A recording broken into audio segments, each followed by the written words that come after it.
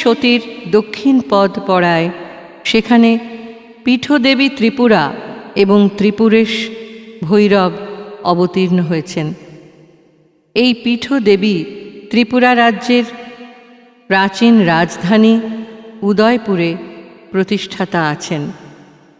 দেবীর মন্দির কতকটা কালীঘাটের মায়ের মন্দিরের আদলে তৈরি।